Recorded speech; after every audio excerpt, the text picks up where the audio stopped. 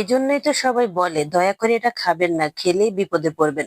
আজকে আমি এমন বিপদে পড়েছি আর আমার এই বিপদটা আপনাদের সাথে শেয়ার করছি। এই তো অনেকগুলো বোম্বাই মরিচ নিয়ে নিয়েছি। এই বোম্বাই মরিচ কিন্তু সহজে পাওয়া যায় না, হঠাৎ করে কোত্থেকে যেন আসে আর প্রচুর দাম হয়।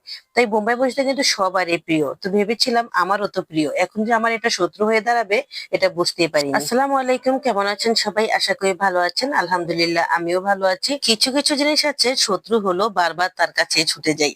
বোম্বাই মরিচটা ঠিক সেরকম, খেলে ভীষণ ঝাল লাগে কিন্তু পরবর্তীতে এটা ছাড়া থাকতেও পারি না। তাই আজকে এই বোম্বাই মরিচগুলো ফ্রিজ ছাড়া, রোদে শুকানো ছাড়াই সংরক্ষণ করে রাখবো, আর সেটা আপনাদের সাথে শেয়ার করছি যাতে আপনারাও রাখতে পারেন। এই তো বোম্বাই মরিচগুলো কুচু কুচু করে কেটে নিয়েছি, আর সাথে নিয়ে নিয়েছি এখানে রসুন।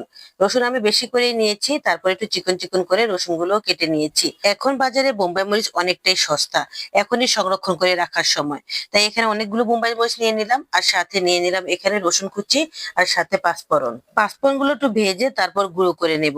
সত্যি বলতে আমার কাছে এই বোম্বাই মরিচের এই আচারটা এত ভালো লেগেছে, কি বলবো আসলে।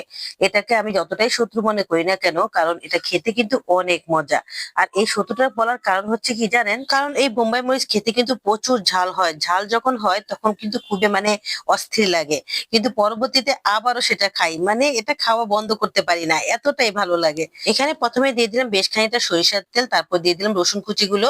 রসুন কুচিগুলো একটু ভাজা হয়ে এসেছে, তখনই দিয়ে দিলাম তেঁতুলের কাঠটা। এই তেঁতুলের কাঠটা কিন্তু দিতেই হবে, তাহলে যে টক টক ভাবটা আছে এটা কিন্তু খুবই ভালো লাগে খেতে। আর তারপর দিয়ে দিলাম এক টুকরো মিঠাই, আপনারা চাইলে এখানে চিনিও ব্যবহার করতে পারেন।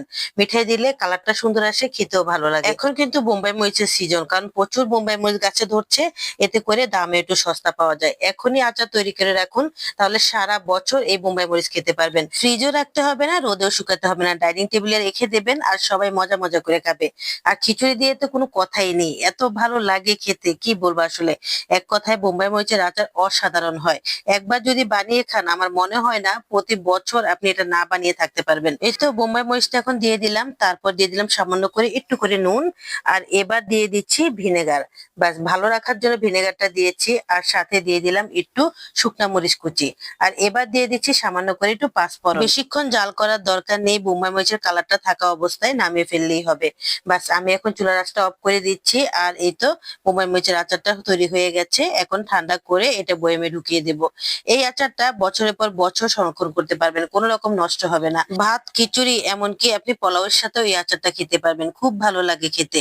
অনেক সময় আমরা ঝাল ঝাল কিছু খেতে চাই, তখন কিন্তু ঝাল ঝাল কিছুই পাই না। তখন এই বোম্বাই মরিচের সামান্য একটু আচার নিলে আপনার রুচি ফিরে আসবে, আর এই ঝালটা আপনার কাছে এত ভালো লাগবে কি বলবো। আর জ্বর হলে তো কোনো কথাই নেই, জ্বরের মুখে এই বোম্বাই মরিচের আচারটা ভীষণ মজা লাগে। তো যাই হোক, আমি এখন ঠান্ডা করে একটা বয়ামে ঢুকিয়ে দিচ্ছি। আর কাঁচের জারে রাখবেন সবসময় আচার, কাঁচের জারে রাখলে আচার সব সময় ভালো থাকে। তো যাই হোক, সবগুলো ঢুকিয়ে দিয়েছি। দেখেন কতগুলো বোম্বাই মরিচ দিয়ে আচার বানিয়েছি, আর সামান্য একটু করে হয়েছে। অসুবিধা নেই, এইটুকুই কিন্তু আপনার অনেক দিন চলে যাবে, কারণ এতটাই ঝাল যে এক পিস নিয়ে খেলেই আপনার খবর হয়ে যাবে। এমন একটা দামি জিনিস সস্তা পেয়ে আর দেরি করিনি, সাথে সাথে আচার দিয়ে ফেললাম। এই তো, আচারটা খুবই সুন্দর হয়েছে, খেতে কিন্তু অনেক মজা হয়েছে, অনেক মজা। একবার বানালেই বুঝতে পারবেন। তো কেমন হয়েছে এই বোম্বাই মরিচ সংরক্ষণের পদ্ধতিটা অবশ্যই কমেন্ট করে বলবেন, আর সাথে একটা লাইক দিয়ে দিবেন। আর এই তো এখন আমি রেখে দিচ্ছি, আর এটা এখন বছর জুড়ে খেতে পারবো, কোনো রকমের সমস্যা হবে না, নষ্ট হবে না। ভালো থাকবেন সবাই, আজ এই পর্যন্তই, আল্লাহ হাফেজ।